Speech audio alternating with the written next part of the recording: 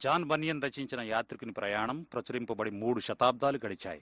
అయినప్పటికీ ప్రపంచంలో బైబిల్ తర్వాత అత్యధికంగా అమ్ముడుపోయే గ్రంథం ఇదే. ఇప్పటివరకు రచించబడిన గ్రంథాలన్నిటిలో యాత్రికుని ప్రయాణం ఎంతో మందిని ప్రభావితం చేసింది. ఎన్నో భాషల్లోనికి అనువదించబడుతూ వివిధ రకాలైన ప్రచురణలుగా ముద్రించబడుతూ వస్తున్నది. నర్సరీలు మొదలుకొని యూనివర్సిటీల వరకు ఈ పుస్తక ప్రభావం విస్తరించింది. ఇంగ్లాండ్లోని బెడ్ఫోర్డ్ పెద్ద పారిశ్రామిక నగరం.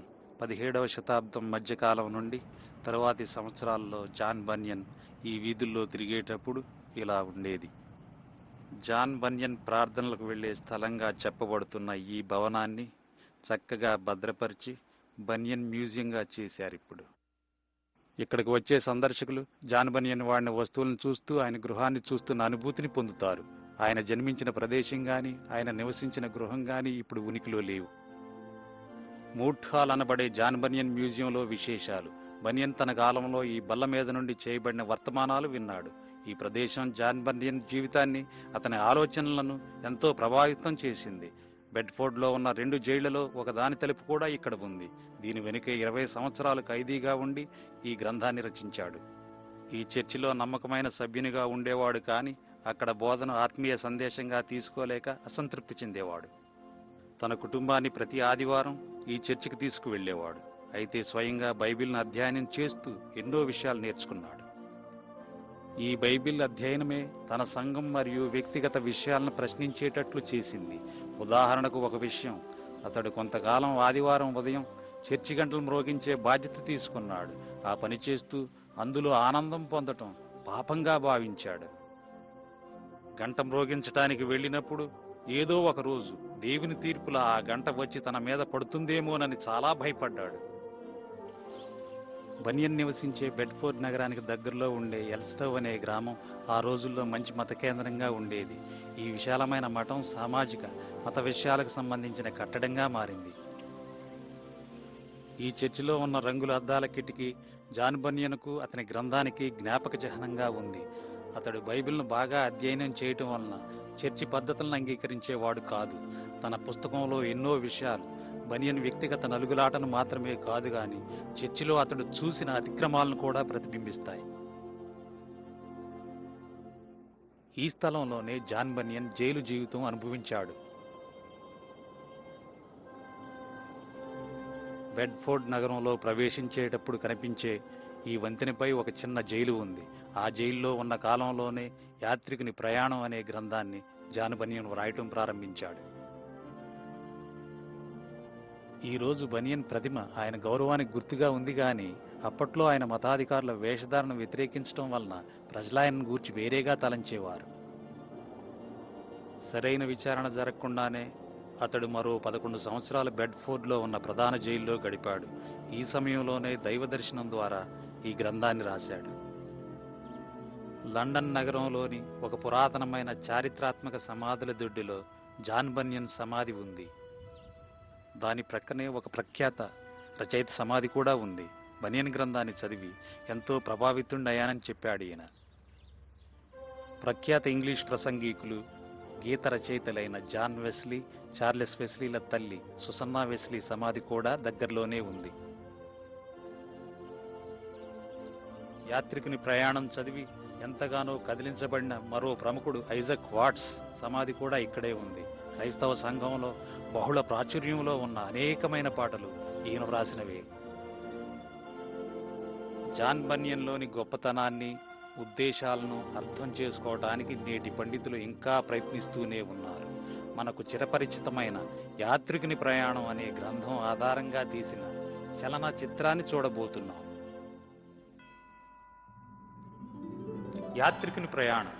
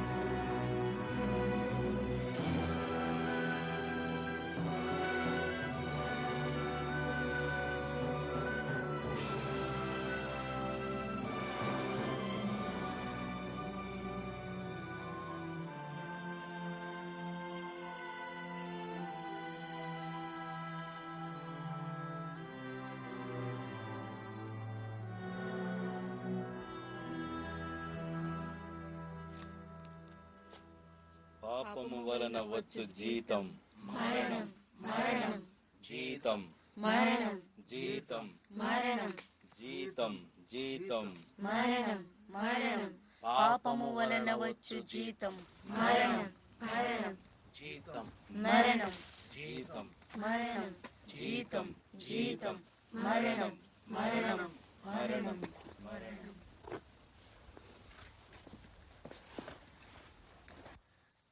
ఓ దేవా, నేను రక్షింపబడాలంటే ఏం చేయాలి?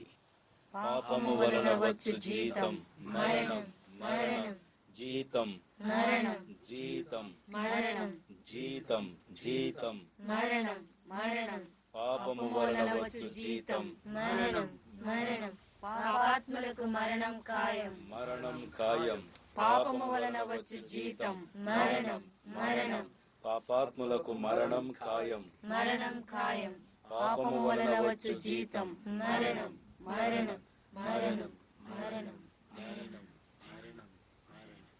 అతని వీపుపై ఉన్న పాపపు మూటెంతో భారంగాను కష్టంగానూ ఉంది. యాత్రికుడు నాశనపురాన్ని విడిచి మోక్షరాజ్యాన్ని వెతుక్కుంటూ సాగిపోతున్నాడు. తన ప్రయాణంలో ఎన్ని ఆటంకాలు వచ్చినా, చివరికి ప్రాణాపాయం సంభవించినా సరే అన్నిటినీ ఎదుర్కోవటానికి సిద్ధపడ్డాడు.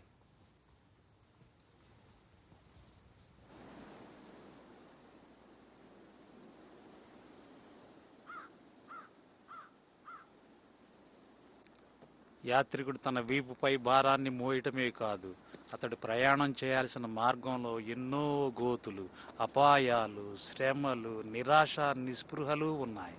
వీటికి తోడు తన మనస్సే తనకు బద్ధ శత్రువులా ఉంది. నిజానికి వీటన్నిటికీ కారణం అదే.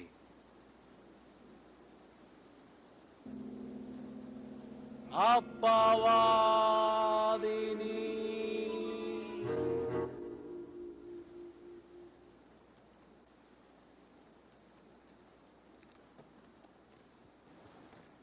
యాత్రికుడు తన వీపు మీద పాపభారం మోస్తున్నప్పటికీ ఒక గ్రంథాన్ని తన చేతిలో పట్టుకున్నాడు. అది జీవగ్రంథం అనబడే బైబిల్. ఆ బైబిల్లోని మాటలే యాత్రికుణ్ణి నాశనపురాన్ని విడిచిపెట్టేలా చేశాయి.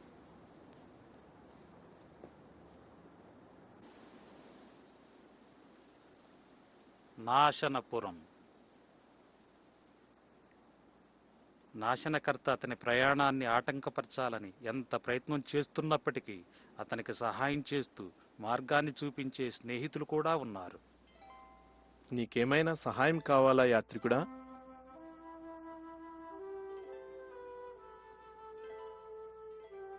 నేను నిన్ను గమనిస్తున్నాను. చాలా శ్రమల్లో ఉన్నట్లున్నావు. అవును, శ్రమల్లోనే ఉన్నాను. ఈ గ్రంథంలో రాబోయే గొప్ప దైవ తీర్పును గుర్చిన విషయాలున్నాయి. నా భార్యాబిడ్డలను, ఇరుగు పొరుగు వారిని హెచ్చరించాను.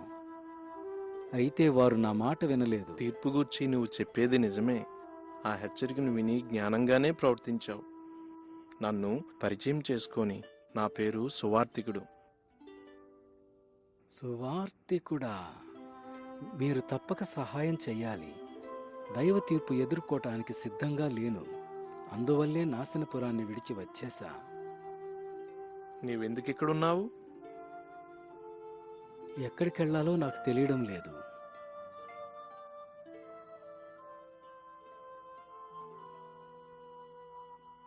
రాబోయే తీర్పును తప్పించుకో. ఎంత దయగలవారు! దైవ తీర్పుని ఎలా తప్పించుకోగలను? తాళపు చెవి. ఇది వాగ్దానం అనే తాళపు చెవి.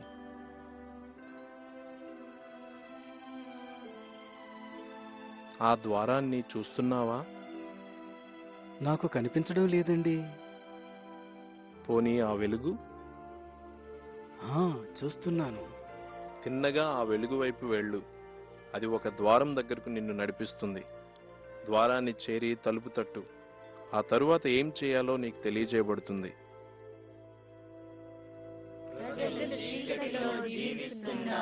చీకటిలో చీకటిలో గొప్ప వెలుగును చూశారు. గొప్ప వెలుగు, గొప్ప వెలుగు.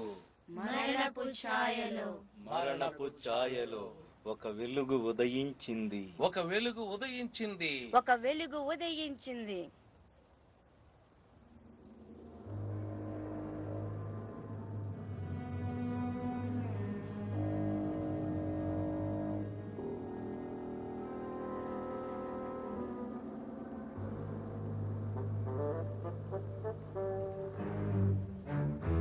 యాత్రికుడా, ఓ యాత్రికుడా.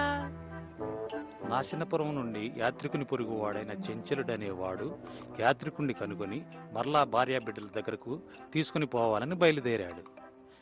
నిజానికి యాత్రికుడు తన భార్యాబిడ్డలను విడిచిపెట్టి రాలేదు. ఇరుగు పొరుగు వారి మాటలు విని యాత్రికుని భార్య నాశనపురాన్ని విడిచి తన భర్తతో కలిసి వెళ్ళటానికి తిరస్కరించింది.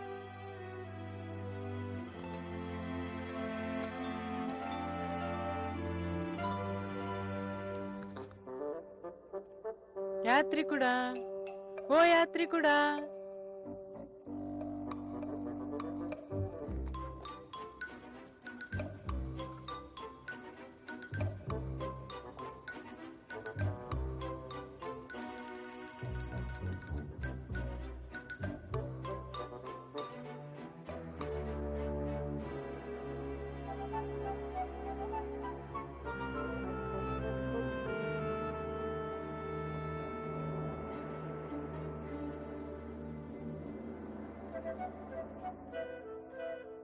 ఓ నా మంచి స్నేహితుడా, ఒక్క నిమిషం ఆగు. నేనా? సహాయం కావాలండి? ఓ, నేను పరిచయం చేసుకోలేదు కదూ. నా పేరు మూర్ఖుడు. నా పేరు చంచలుడు. చంచలుడు? చంచలుడా? అవును, ఆ, అవును. మంచి కుటుంబం అయ్యా మీది.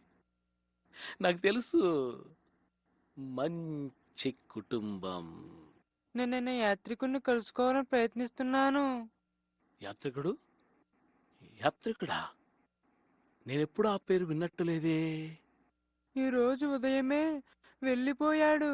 ఆయన భార్యను, పిల్లల్ని, స్నేహితుల్ని విడిచిపోయాడు. పాపం పాపం, ఎంత బాధ. మంచి మంచి మనుషులందరూ ఇలాగే పాడైపోతున్నారు కదా. అవునవునవునవునవును, మహా బాధ. సహాయం చేయగలరా? యాత్రికుణ్ణి తన భార్య బిడ్డల దగ్గరకు తీసుకెళ్ళాలి. మళ్ళీ అతను మంచిగా మార్చాలంటావా? బహుశా నేను సహాయం చేయగలను అనుకో. సహాయం చేయడం నాకు వెన్నతో పెట్టిన విద్య. తప్పకుండా తప్పకుండా. అలాగే అలాగే అలాగే.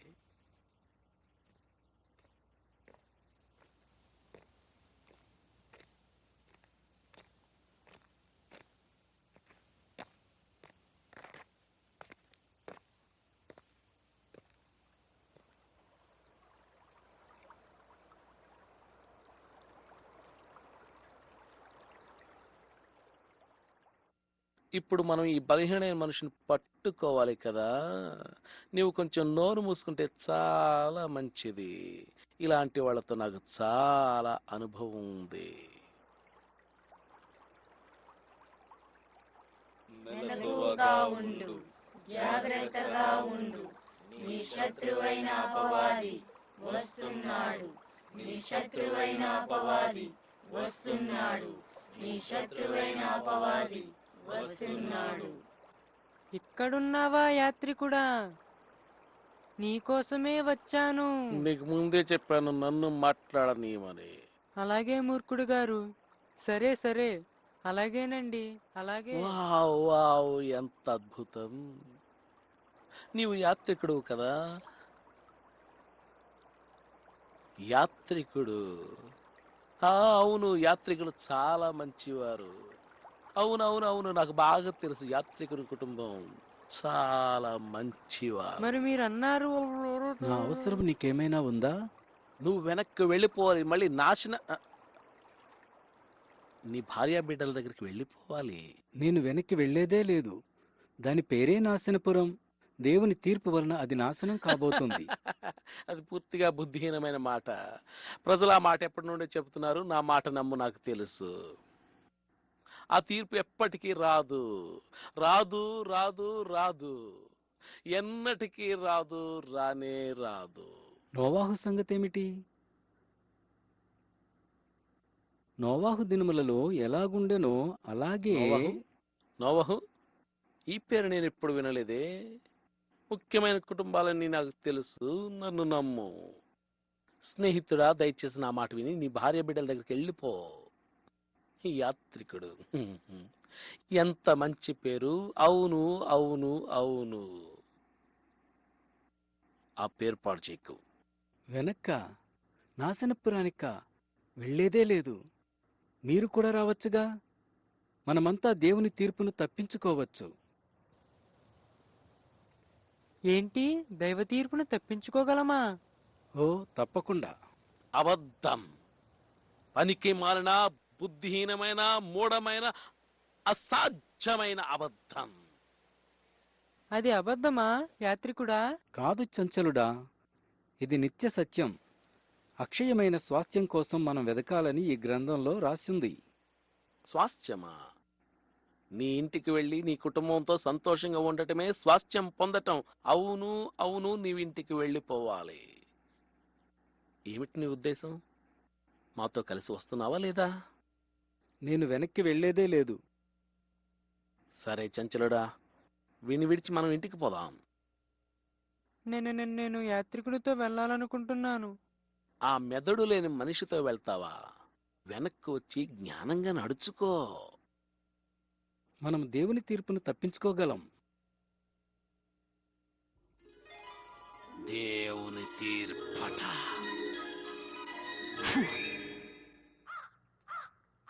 మనుషులొక్కసారే మృతి పొందవలనని నియమింపబడెను. ఆ తరువాత తీర్పు జరుగును. నీ దగ్గరున్న గ్రంథంలోని మాటలు సత్యమని నువ్వు నమ్ముతున్నావా యాత్రికుడా? ఆ గ్రంథంలో రాయబడినట్లు నిత్యజీవ నిరీక్షణార్థం అనాది కాలములో సత్యదేవుడు వాగ్దానం చేశాడు. ఆ గ్రంథం ఇంకా ఏ విషయాల గురించి చెప్తుంది యాత్రికుడా? శాశ్వత రక్షణ వాగ్దానం చేయబడింది. నీతి కిరీటాన్ని పొందుతాం. ఇక దుఃఖం, కన్నీరు ఉండవక్కడ. మన కన్నీళ్లన్నీ ఆ పరలోక రారాజే పూర్తిగా తుడిచివేస్తాడు.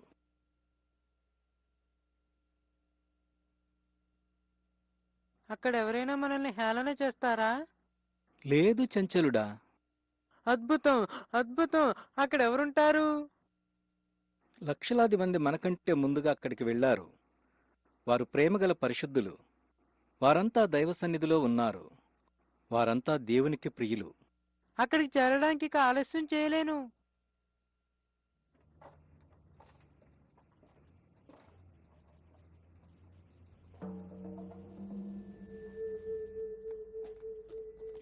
హే, వాళ్ళని చూడండి.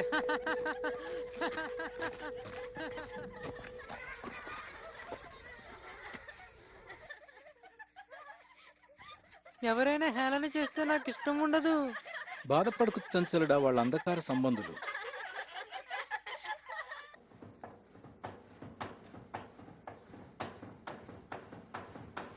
యాత్రికుడా, నాకు చాలా ఆకలి దాహంగా ఉంది.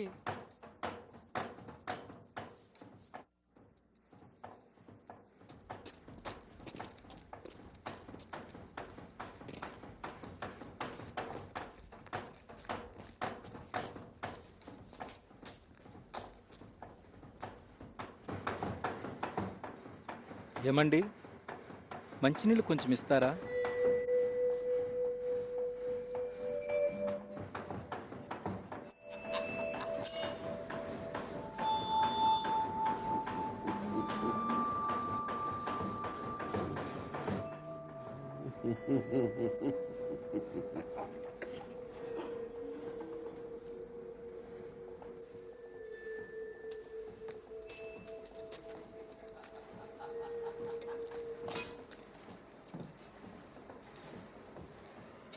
యాత్రికుడా, ఈ ప్రయాణం చేయడం చాలా కష్టం. బైబిల్ అది సులువని చెప్పలేదు. అద్భుతమైన గమ్యాన్ని వాగ్దానం చేసింది.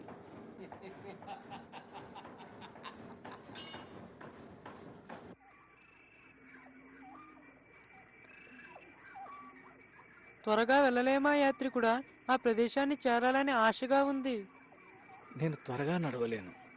ఎందుకంటే నా వీపున భారం ఉంది. ఈ రాత్రి విశ్రాంతి కోసం ఒక స్థలం చూసుకుంటే మంచిది. వద్దు యాత్రికుడా, త్వరగా వెళ్ళిపోదాం.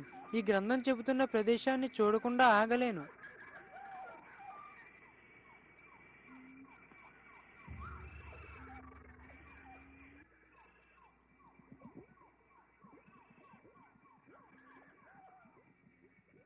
ఈ విధంగా చెంచలుడు తన మూర్ఖపు ఆతృత వల్ల బయటకు కనబడని నిరాశా ఊబిని, అపరాధపు బురద గుమ్మిని గమనించలేదు. దుష్టుని పన్నాగాల్లో చిక్కుకుని అలసిన యాత్రికులెంతో మంది ఈ నిరాశా ఊబిలో పడిపోయారు. మనిద్దరికీ ఈ దారి కొత్తది. చీకట్లో మనం జాగ్రత్తగా నడవాలి.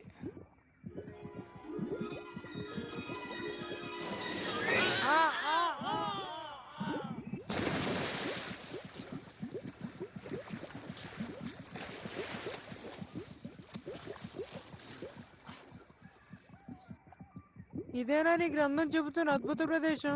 ప్రయాణం ప్రారంభంలోనే ఎలా ఉంటే ఇక చివరికి ఎలా ఉంటుందో. దయచేసి నన్ను బయటికి లాగు. ఈ భారం నన్ను ఊబిలోనికి నెట్టేస్తుంది. నీ గ్రంథం చెబుతున్న ఆ సుందర రాజ్యాన్ని నువ్వే సంపాదించుకో. నేస్తమా, రక్షించు.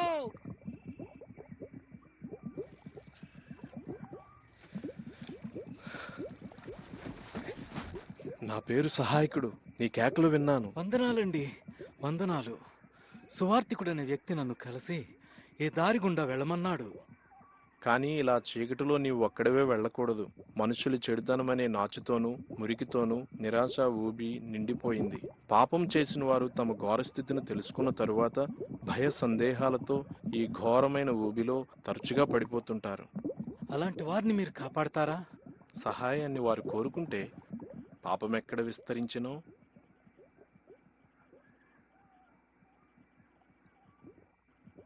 అక్కడ దేవుని కృప అపరిమితముగా విస్తరించెను. ఆ మాటలు బైబిల్లో ఉన్నాయి. ఇక నేను వెళ్తాను. కొంచెం ముందుకెళ్తే ఈ రాత్రి గడిపేందుకు స్థలం దొరుకుతుంది.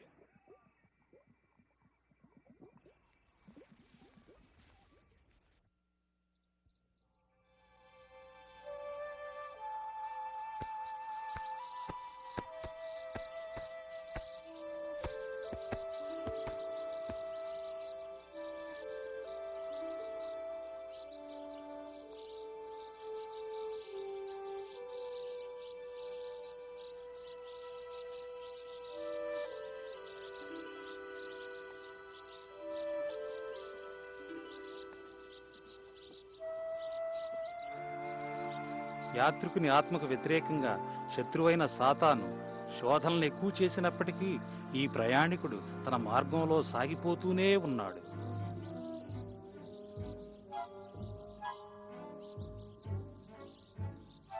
మెలకువగా ఉండు, జాగ్రత్తగా ఉండు.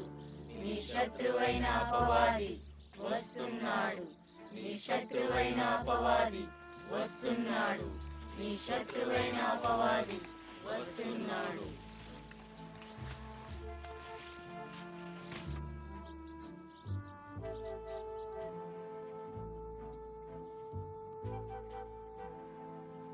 లోకజ్ఞాని. ఇదిగో బాబు, దాహంతో ఉన్నట్టున్నావు. నీకు ఆకలేస్తున్నట్టుంది. నా ఇంటికి రా, నువ్వు తినడానికి ఏదైనా ఏర్పాటు చేస్తాను. ఏదో కొంచెం ఆహారం, పానీయం. అవును అవును అవును, చెప్పడం మర్చిపోయానే. నా పేరు జ్ఞాని, లోకజ్ఞాని. నా పేరు యాత్రికుడు. యాత్రికుడు? యాత్రికుడా? అవును అవును అవును అవును, బాగా తెలిసిన పేరులాగుంది. అద్భుతం అద్భుతం. యాత్రికులు మంచివారు, చాలా మంచివారు నిజంగా.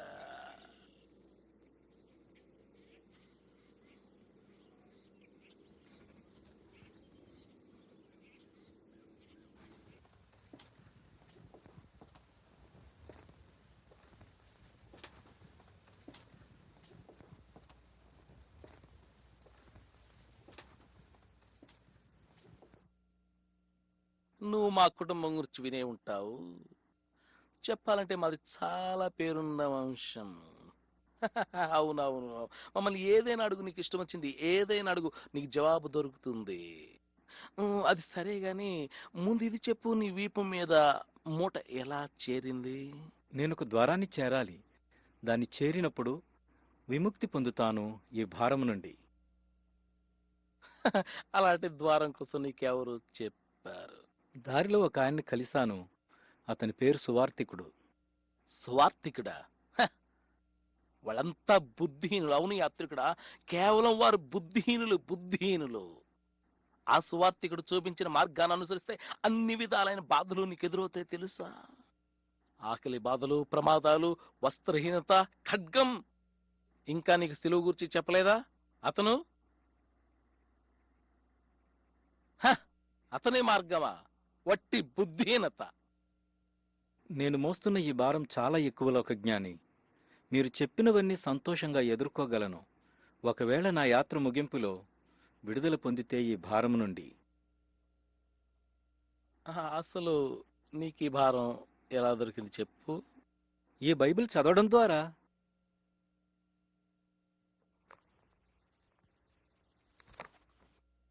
నీకు ఈ విషయం తప్పక చెప్పాలి. ఏదో ఒక రోజు గొప్ప స్నేహితుగా నన్ను పిలుస్తావు.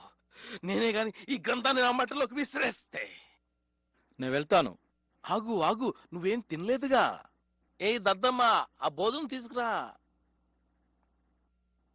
ఆగు, నీకు సహాయం చేయాలనుకుంటున్నాను.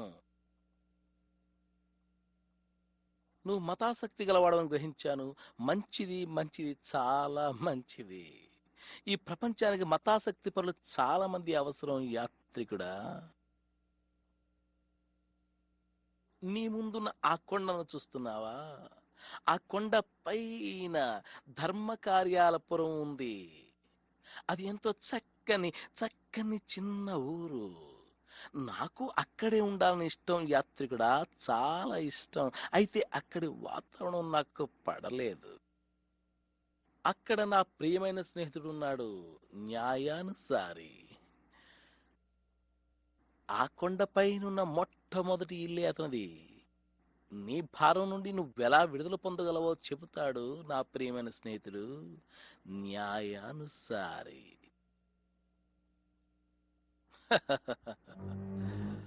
అవును.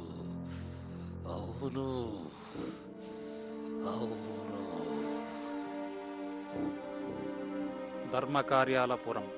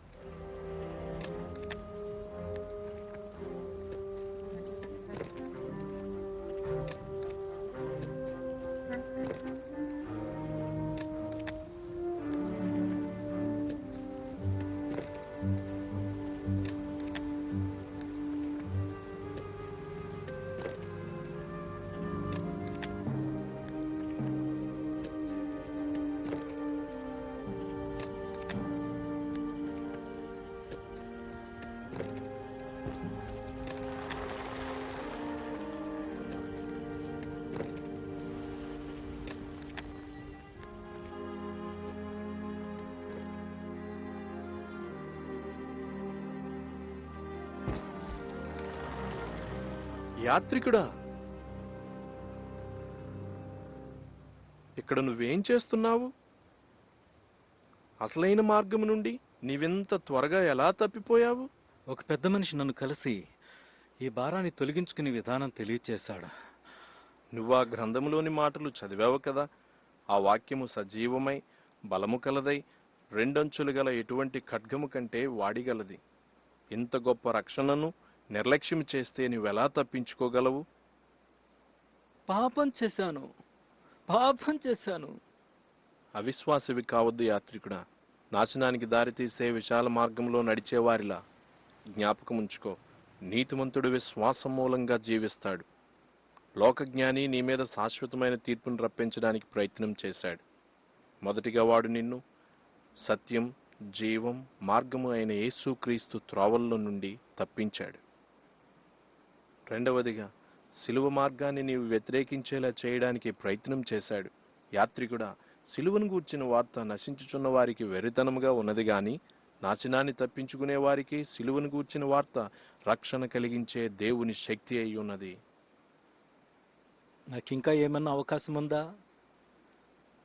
మీరు చెప్పిన ఆ ద్వారాన్ని నేను కనుక్కోగలనా? తప్పకుండా నీవు దాన్ని కనుక్కోగలవు యాత్రికుడా. నరకాగ్ని నుండి తప్పించుకోగలవు. నీవే కాదు, ఈ గ్రంథములోని విషయాలు గైకొనిన వారెవరైనా తప్పించుకోగలరు.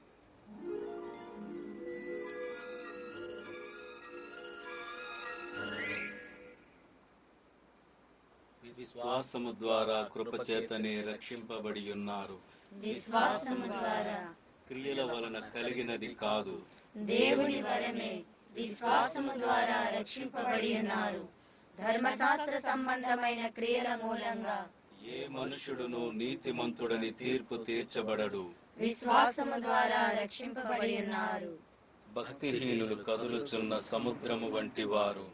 వారికి నెమ్మది ఉండదు, వారికి నెమ్మది ఉండదు, వారికి భక్తిహీనులు నెమ్మది ఉండదు, కదులుచున్న సముద్రము వంటి వారు.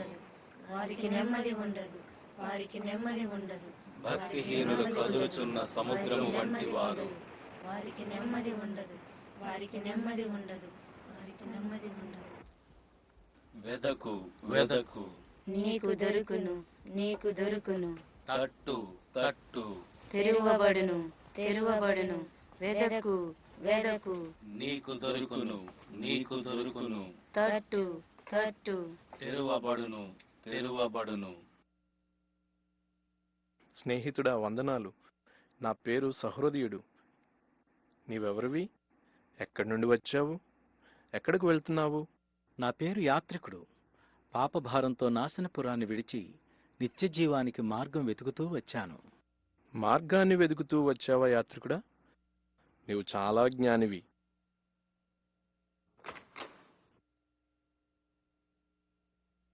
రా, నీకు చూపిస్తాను.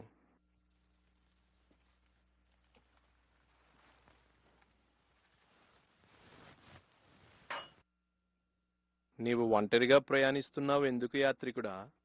రాబోయే తీర్పు గూర్చి హెచ్చరించినప్పుడు ఎవరూ నా మాట వినలేదు. నా కుటుంబం, ఇరుగు పొరుగువారు, స్నేహితులు నన్ను హేళన చేశారు. అదంతే, ఈ లోకంలో తరచుగా అలా జరుగుతుంది.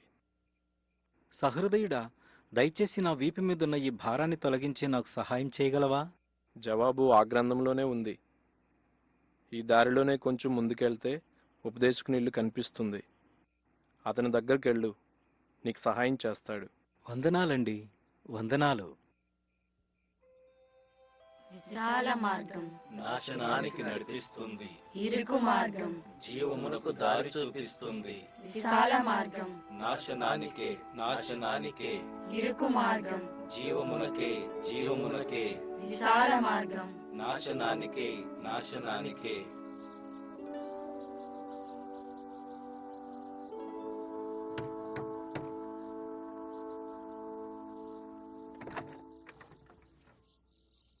లోపలికి రా, నీకోసమే కనిపెడుతున్నాను. చివరికి ఉపదేశకుని ఇంటిలో యాత్రికుడు తన ప్రయాణ సఫలతను రూఢిపరిచే సమాచారాన్ని పొందుతాడు. ఉపదేశకుని మాటలు యాత్రికునికి మనోవికాసాన్ని కలుగచేసి బైబిల్లోని జ్ఞాననిధులు కనుగొనేందుకు బంగారపు తాళపు చెవిలా సహాయపడ్డాయి. ఈ యవనస్తుని అన్వేషించే హృదయంలోనికి సూర్యకాంతిలా గొప్ప నిరీక్షణ ప్రవేశించింది. ఈ చిత్రంలో ఉన్న అర్థమేమిటి? ఈ చిత్రంలో ఉన్న వ్యక్తి అపోస్తులతో కలిసి ఇలా చెబుతున్నాడు: నా చిన్నపిల్లలారా, మీ యందు క్రీస్తు స్వరూపం ఏర్పడేంత వరకు నాకు మరలా ప్రసవ వేదన కలుగుచున్నది. విశ్వాసమునకు కర్తయు దాని కొనసాగించువాడైన యేసువైపు చూడాలి. దేవుని వాక్యము మన పాదములకు దీపమును, మన త్రోవకు వెలుగునై ఉన్నది. అతని తలపై ఉన్న కిరీటం ఏమిటంటే, ఈ లోకమునైనను లోకములో ఉన్న వాటినైనను ప్రేమింపకుడి అని మనమంతా అపోస్తులతో కలిసి చెప్పాలన్నమాట. పాపము నుండి స్వతంత్రులమయ్యాక మంచి పోరాటము పోరాడాలి. మన పరుగు తుదుముట్టించాలి. అప్పుడు మన కొరకు నీతి కిరీటము ఉంచబడుతుంది. రా, ఇంకా చూపిస్తాను.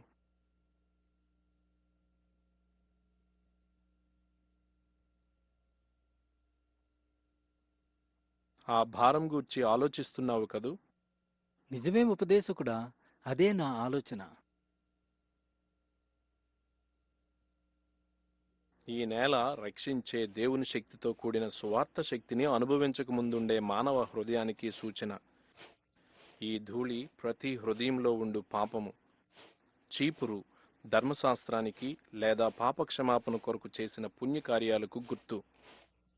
ధర్మశాస్త్ర క్రియల మూలంగా ఏ మనుష్యుడు నీతిమంతుడిగా తీర్చబడలేడు.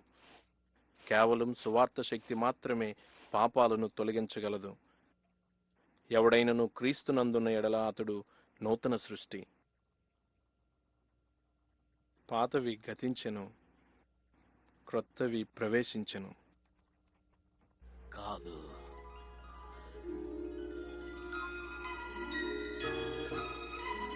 కాదు, కాదు, కానే కాదు.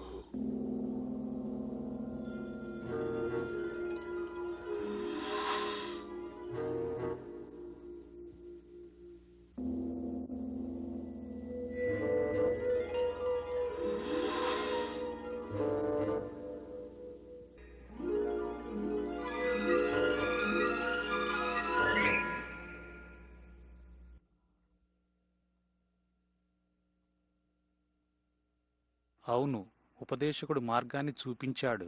అతని మాటలు చీకటిలో దీపంలా ఉన్నాయి. ఆకాశమును భూమియు గతించును గాని ఈ గ్రంథములోని మాటలు ఏమాత్రమును గతింపవు. పాపులను రక్షించుటకు క్రీస్తు యేసు లోకమునకు వచ్చెను. పాపులలో నేను ప్రధానుడను. శరీరమూలముగా జన్మించినది శరీరమును, ఆత్మమూలముగా జన్మించినది ఆత్మయునై ఉన్నది. మీరు క్రొత్తగా జన్మింపవలను. మీరు విశ్వాసము ద్వారా కృపచేతనే రక్షింపబడి ఉన్నారు. ఇది మీ వలన కలిగినది కాదు, దేవుని వరమే. అది క్రియల వలన కలిగినది కాదు గనుక ఎవడునూ అతిశయింపకూడదు.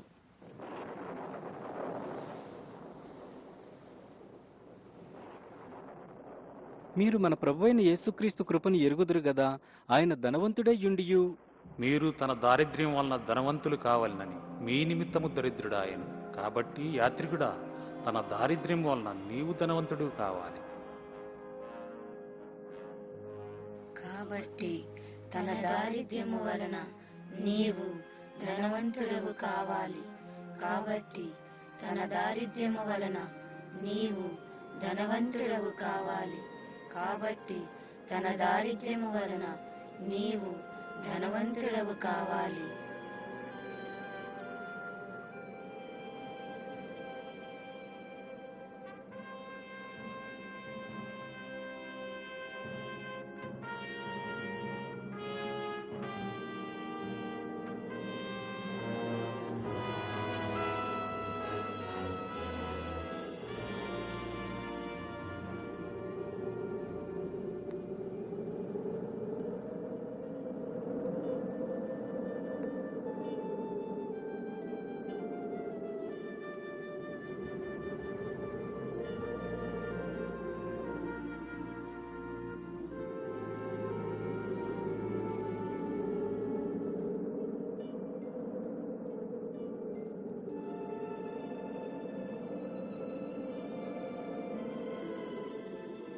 మన అతిక్రమ క్రియలను బట్టి అతడు గాయపరచబడిను, మన దోషములను బట్టి నలుగుగొట్టబడిను.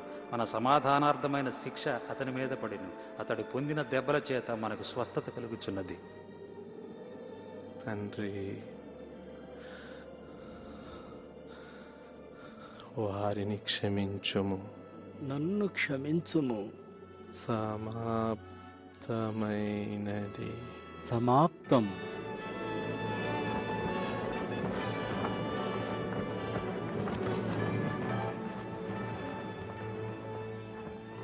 ఈ సువార్త వలననే మీరు రక్షణ పొందితిరి.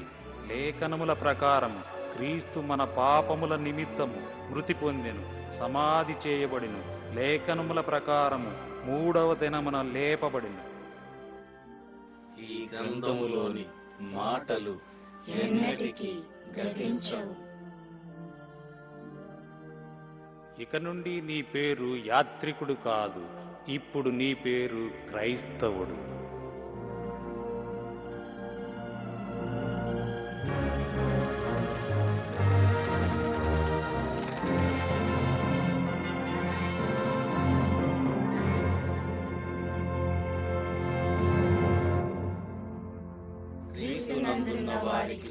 శిక్షా విధియు లేదు. క్రీస్తు యేసునందు జీవమునిచ్చు ఆత్మ యొక్క నియమము పాప మరణముల నియమము నుండి మనలను విడిపించెను. ప్రయాణికుడు యాత్రికునిగా కాక ఇప్పుడు క్రైస్తవునిగా పరలోక పట్టణం వైపు స్థిరమైన అడుగులు వేస్తూ ముందుకు సాగుతున్నాడు. ఇదిగో సహోదరుడా, వందనాలు. నీతో రావచ్చా? నా పేరు విశ్వాసి. నేను ఈ మార్గంలోనే వెళ్తున్నాను. క్రైస్తవుడు విశ్వాసి సొంత అన్నదమ్ముల వలె ఉన్నారు. ఈ ఆత్మీయ బంధం ఎంతో ప్రత్యేకమైనది. విశ్వాస విషయంలో ఏకత్వం అనేది నమ్మిన వారందరినీ ఒకే కుటుంబ సభ్యులుగా చేస్తుంది. వారిద్దరూ కలిసి ప్రయాణం చేస్తూ తాము ఎదుర్కొన్న శ్రమలు, పొందిన ఆశీర్వాదాలను గూర్చి మాట్లాడుకుంటూ అనుభవాలను పంచుకున్నారు. వారిద్దరూ కలిసి నిరీక్షణతోనూ నమ్మకంతోనూ తమ ప్రయాణం కొనసాగించారు. మీరు ఏక ప్రేమ కలిగి ఏక భావము గలవారుగా ఉండి ఒక్కదాని అందే మనస్సుంచుడి. కక్ష చేతనైనను వృధాతిశయము చేతనైనను ఏమీయు చేయక వినయ మనస్సు గలవారై ఒకరినొకడు యోగ్యునిగా ఎంచుకొనుడి. మీలో ప్రతి వాడును తన సొంత కార్యములను మాత్రమే గాక ఇతరుల కార్యములను కూడా చూడవలెను. విశ్వాసి, నీవు కూడా నిరాశా ఊబిలో పడిపోయావా? అవును, కష్టాల కొండ దగ్గర దగాపురంలో మొదటి ఆదామును కలుసుకున్నాను. అతడు తన 3 కుమార్తెలను వివాహం చేసుకోమని కోరాడు. వారు అందంగా ఉన్నారు. వారిది లోకం చూసే అందం. వాళ్ళ పేర్లేమిటి? వారి పేర్ల శరీరాశ, నేత్రాశ, జీవపు డంబము. నీవు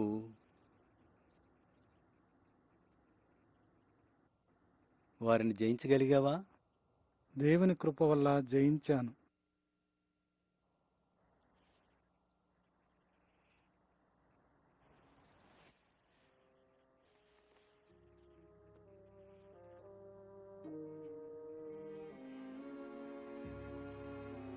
కీర్తనాకారుని మాటలు ఎంత సత్యమైనవి! వేటకాని ఉరిలో చిక్కుకోకుండా మనం జాగ్రత్త పడాలి.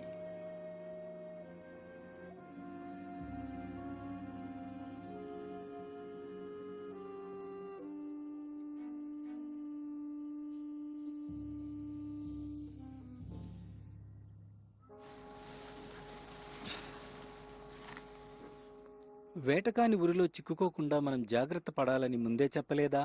అవును, చెప్పావు. మనలో ఏ చెడు తలంపులు లేవు కదా. మరెందుకు సాతాను వల్ల పడ్డాం? మనం మంటివారము కదా. విను, వాక్యాన్ని నేను తప్పుగా చెప్పాను. ప్రభువును గూర్చి ఇలాగ ఉంది: వేటకాని ఉరిలో నుండి ఆయన నిన్ను విడిపించును. విడిపిస్తాడా క్రైస్తవుడా దీని నుండి? అవును విశ్వాసి, ఆయన మనల్ని విడిపిస్తాడు. అది బైబిలులోని వాగ్దానం. తన వాగ్దానాలలో దేనిని ఆయన తప్పిపోడు. బలవంతుడైన నా శత్రువు చేతి నుండి ఆయన నన్ను విడిపిస్తాడు. లోకమును జయించిన విజయము మన విశ్వాసమే. ఇది గొప్ప విడుదల, సంతోషించి సంబరపడే సమయం. కానీ అప్పుడే ప్రక్కన ఉన్న కొండల్లో నుండి మాయసంత శబ్దాలు వస్తున్నాయి. మాయసంత. వెళ్ళండి, మీరు ఈ లోకంలో ఉన్న లోకానికి చెందరు.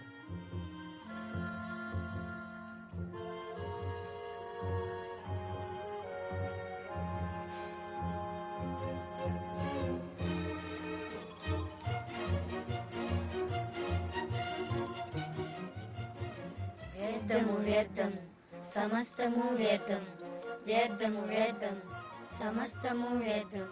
సూర్యుని క్రింద దుర్వస్థ ఒకటి నాకు కనబడెను. అది మనుషులకు బహువిశేషముగా కలుగుతున్నది. నీవు మేలును అనుభవించి చూడుమని నేను నా హృదయముతో చెప్పుకుంటుని, అయితే అది వ్యర్థ ప్రయత్నమాయను. నేను గొప్ప పనులు చేయబోనుకుంటుని. వ్యర్థము వ్యర్థము సమస్తము వ్యర్థము.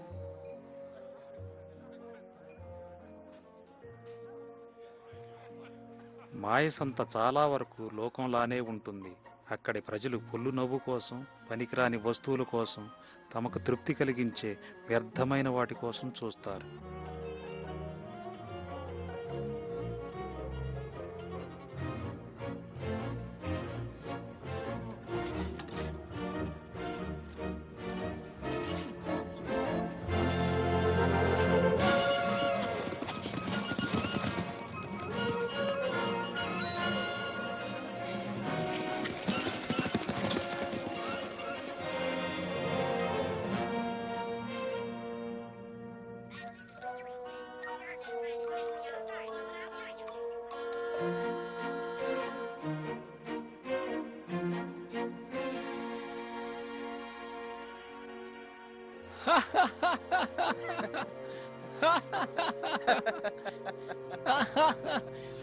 ఇదిగో అందరూ ఇలా వచ్చి వీళ్ళని చూడండి.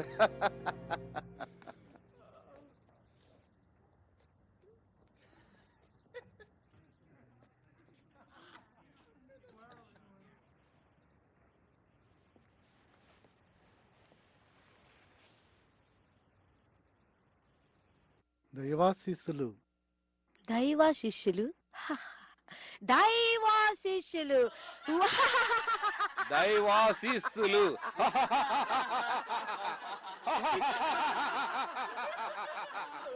దైవాశిష్యులు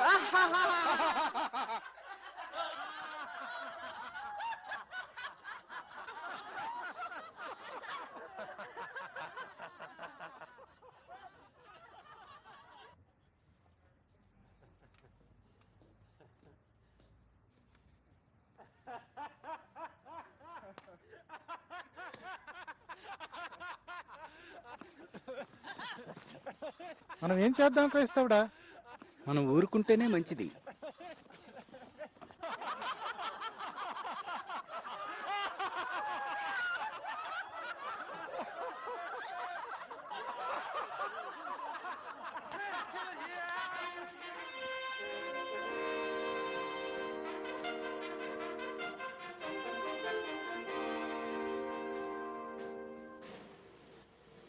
యువరాజు,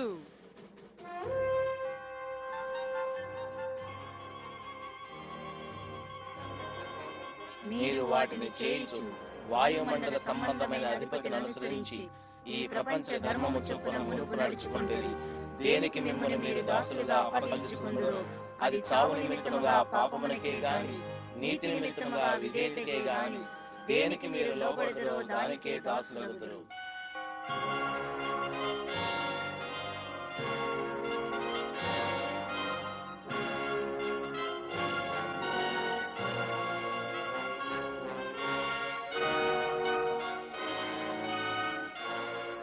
నిరీక్షకుడు అనే యువకుడు ఈ మాయసంతలోని సమస్తమైన దుష్టత్వానికి శరీరేచ్ఛలకు దూరంగా జీవిస్తున్నాడు.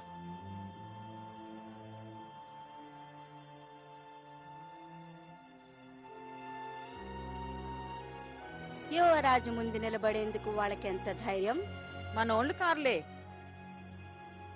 నిరీక్షకుడు తన యవ్వన కాలమంతటిలో ఇలా లోకాధిపతిని వ్యతిరేకించిన వారిని చూడలేదు.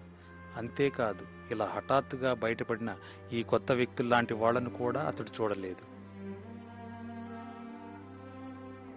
ఆ గ్రంథాన్ని ఇలాగు.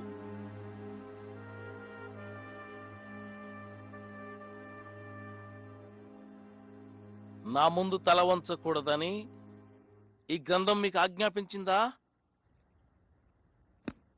చెప్పండి.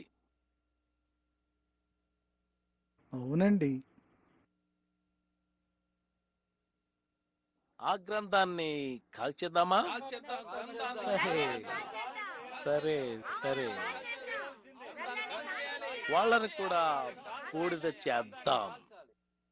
వాళ్ళని కాల్చేయాలి.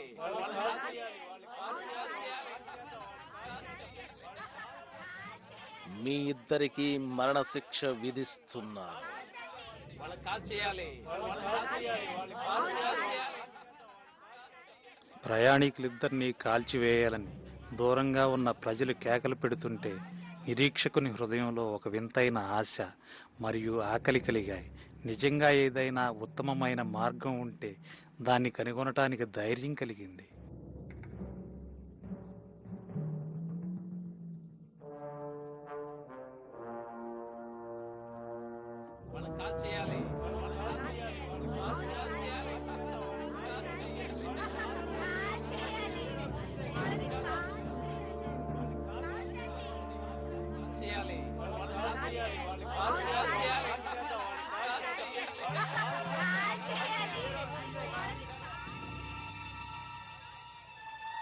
అందరూ లేవండి, మనము పని చేయాలి.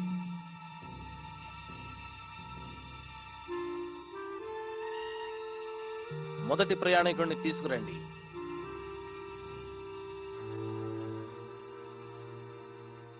విశ్వాసముతోనూ ఓర్పుతోనూ వాగ్దానమును స్వతంత్రించుకున్న వారిని పోలి నడుచుకొనుడి. చేయాలి.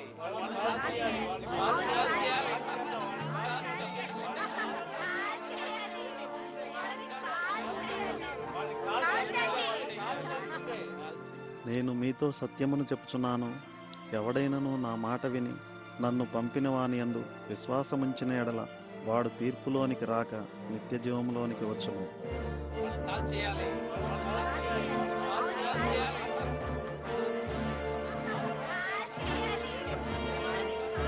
ఆ గురువుని ఇలా తీసుకురండి. వాళ్ళని కాల్ చేయాలి.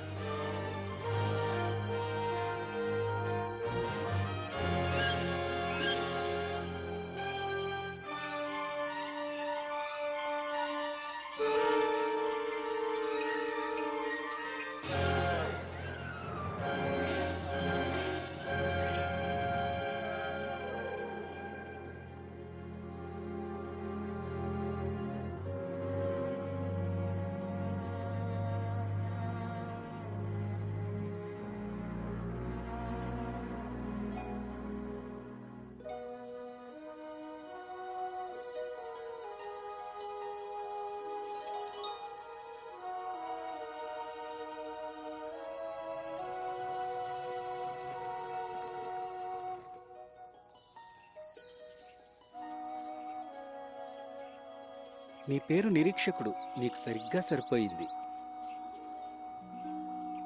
చాలా సంవత్సరాలుగా నా హృదయం అంతా అర్థం లేని నిరీక్షణతో నిండి ఉండేది. కానీ ఇప్పుడు పరిశుద్ధ గ్రంథం ద్వారా నిత్య జీవమును గూర్చిన వాగ్దానం నాకు కలిగింది.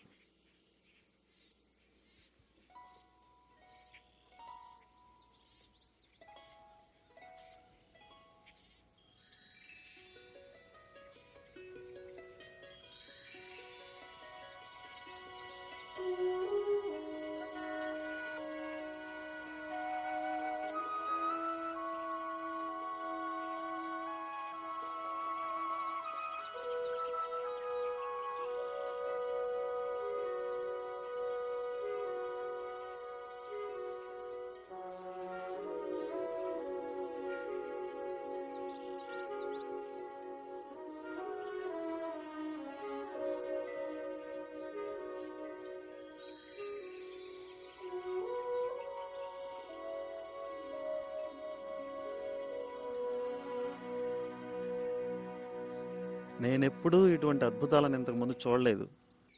ఖచ్చితంగా మన శత్రువు ఈ ప్రదేశానికి రాలేడు.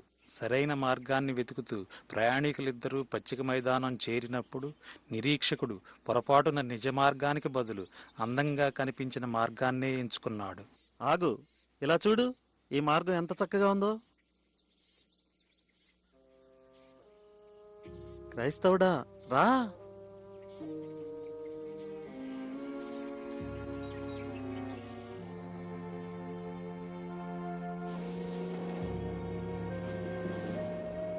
నిరీక్షకుడా, మనం మార్గం తప్పినట్టున్నాం. మన ముందు తుఫానుంది చూడు. ఇంకా మనం తప్పు మార్గంలోనే వెళుతున్నాం నిరీక్షకుడా.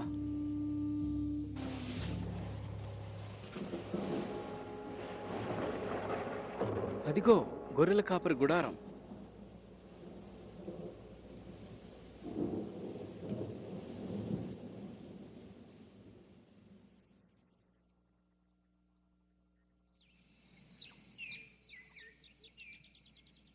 చూడు క్రైస్తవుడా, ఈ రాత్రికి మనం ఆ కోటలో పడుకోవచ్చు. తినడానికి ఏమైనా దొరుకుతుందా?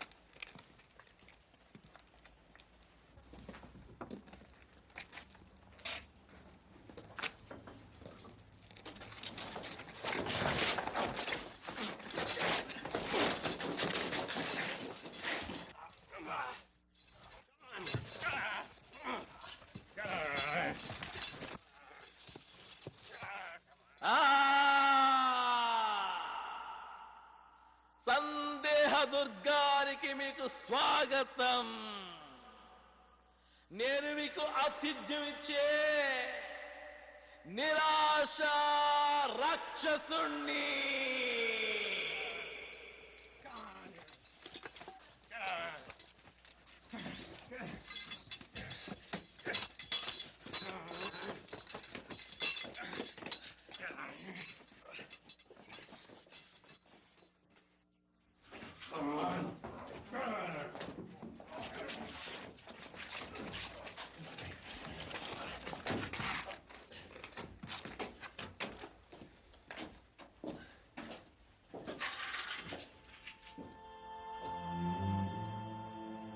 మోక్షరాజ్యాన్ని కనుగొనాలనే గురితో ఉన్న ఈ ఇద్దరి ప్రయాణికులకు ఇది ఎలా జరిగింది? మనకేం జరుగుతుందో మన ఇద్దరి గతి కూడా ఇంతేనా? మీ హృదయమును కలవరపడనీయకుడి, దేవుని యందు విశ్వాసముంచుచున్నారు, నాయందును విశ్వాసముంచుడి. మీరు సత్యమును గ్రహించెదరు, సత్యము సత్యము సత్యము మిమ్మల్ని స్వతంత్రులుగా చేయును. మిమ్మును స్వతంత్రులనుగా చేయును. తాళం చెవి, వాగ్దానపు తాళం చెవి ఏ తలుపునైనా తెరుస్తుంది.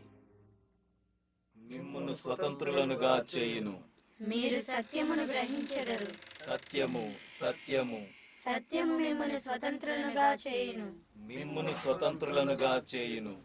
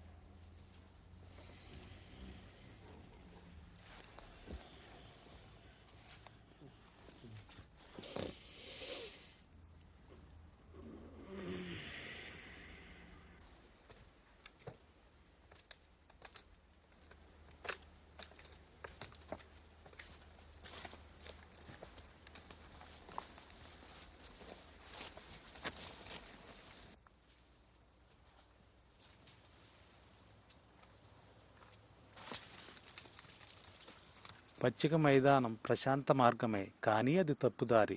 క్రైస్తవుడు నిరీక్షకుడు కొన్ని అడుగులు ముందుకు వెళితే వారికి నిజమైన మార్గం దొరికి ఉండేది.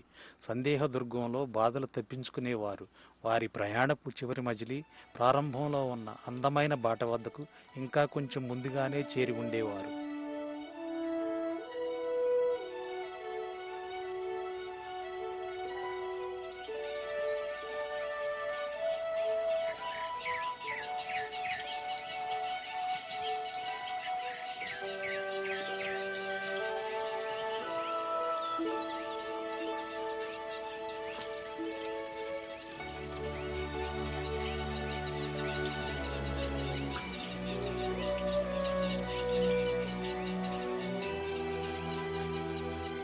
ఈ సుందర ప్రదేశంలో రకరకాల ఫలాలు, పుష్పాలు, పాలుతేనెలు ఉన్నాయి.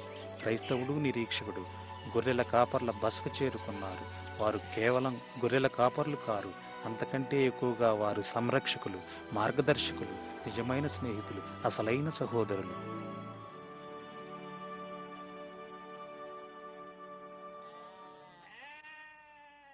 రండి, ఇది ఇమ్మానుయేలు దేశం. నా పేరు సుజ్ఞాని. నా పేరు మెలకువ. నా పేరు అనుభవజ్ఞుడు. నా పేరు యథార్థవంతుడు. నేను క్రైస్తవుడను. నా తోటి ప్రయాణికుడు నిరీక్షకుడు. ఇది ఇమ్మానుయేలు దేశం గనుక మోక్షరాజ్యానికి సమీపిస్తున్నామన్నమాట. అవును, దగ్గరలోనే ఉన్నారు. మెలకువ, వారికి చూపిద్దాం.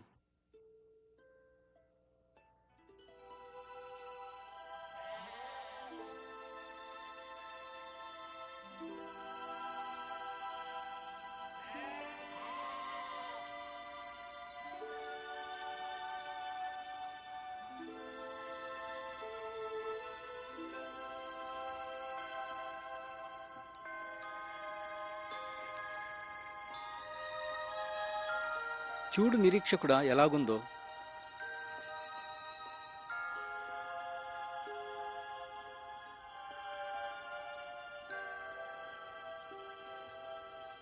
క్రైస్తవుడా రా, త్వరగా సాగిపోవాలి. మీరు చాలా దూరం వెళ్ళాలి. ఇప్పటికే చాలా దూరం వచ్చారు. కాసేపు విశ్రాంతి తీసుకోండి. ఎలా ఆగలం? మేము వెంటనే వెళ్ళాలి.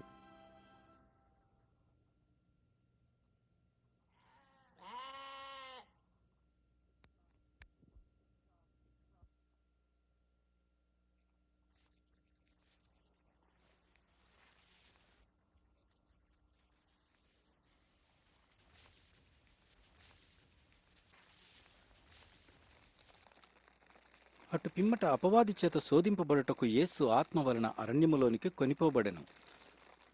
నిరీక్షకుడా చూసావా, యేసుక్రీస్తు కూడా దుష్టునిచే శోధింపబడ్డాడు.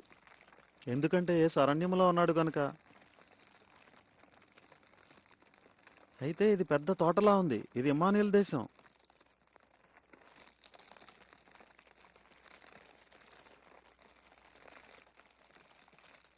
ఒక వ్యక్తి ఇంత దూరం వచ్చాక తప్పకుండా అతనికి భద్రత ఉంటుంది.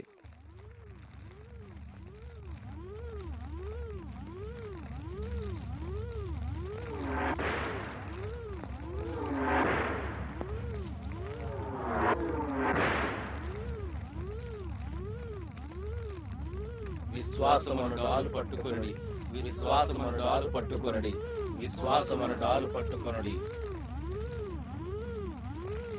దేవుని వాక్యమును ఆత్మ ఖడ్గమును చేత పట్టుకొనుడి, దేవుని వాక్యమును ఆత్మ ఖడ్గమును చేత పట్టుకొనుడి, దేవుని వాక్యమును ఆత్మ ఖడ్గమును చేత పట్టుకొనుడి.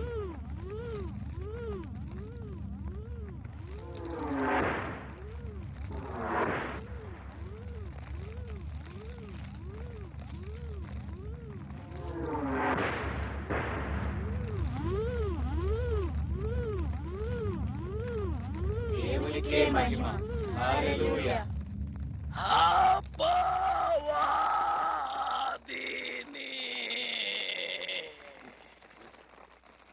యుద్ధం చేసేది మీరు కాదు. క్రైస్తవుడు ఈ మాటను బైబిల్లో ఎన్నోసార్లు చదివాడు. యుద్ధం యెహోవాదే. యుద్ధం యెహోవాది అయినట్లే విజయం కూడా యెహోవాదే. ఈ విధంగా వారి ప్రయాణం ముగిసింది. క్రైస్తవుడు, నిరీక్షకుడు అని వీరిద్దరూ మోక్ష రాజ్యంలో ప్రవేశించే సమయం వచ్చింది.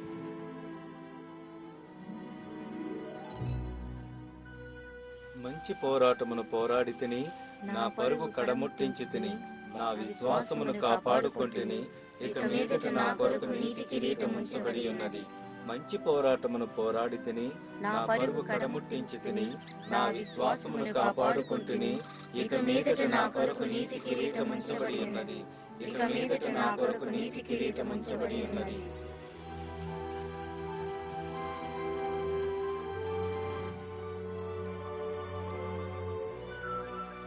ఆకాశమును భూమియు గతించును గాని నా మాటలు ఏమాత్రమును గతింపవు. మోక్షరాజ్యం. మరణపు లోయ మీదుగా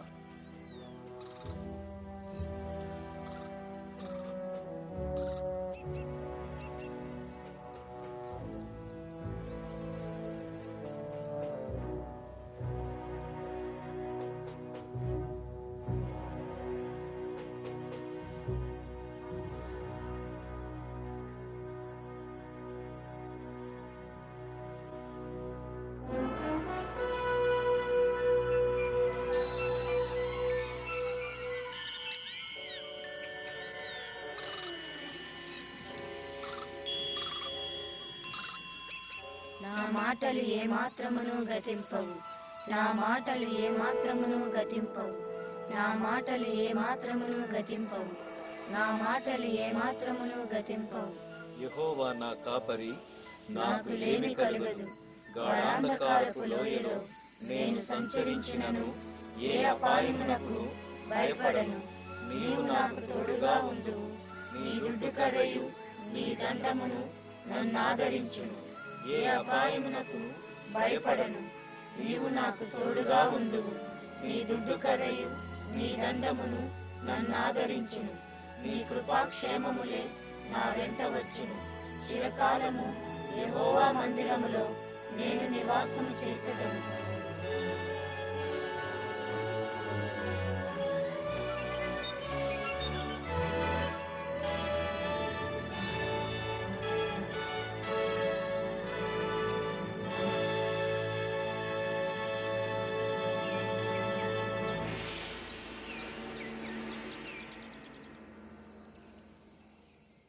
వాళ్ళని పోగొట్టుకున్నాను. వీరిలో చాలా మంది నా వారైనట్టు ఆ ఇద్దరు కూడా నాకు దక్కాల్సింది. అదిగో అక్కడున్నాడు నావాడే. ఆ ముగ్గురు, అక్కడ ఒకరు, అవును అక్కడ ఒకరు.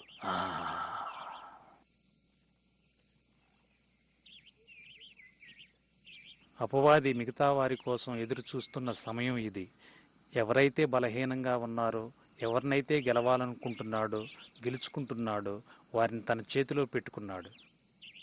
నాకు కావలసింది ఇంకొకరున్నారు. బహుశా బహుశా నువ్వు.